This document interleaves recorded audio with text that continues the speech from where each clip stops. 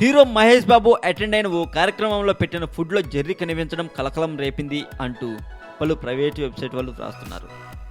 Star హోటల్లో గురువారం జరిగిన ఓ ఆన్లైన్ టీవీ ఛానల్ ఈవెంట్కి హైదరాబాద్లో మహేష్ బాబు గారు గెస్ట్గా హాజరయ్యారు.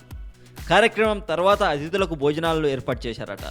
ఓ పత్రిక కెమెరామెన్ ఫుడ్ తర్వాత ఐస్ క్రీమ్ తింటుండగా జెర్రీ కనిపించిందట. దాంతో ఆ వ్యక్తి గట్టిగా అరిచారట.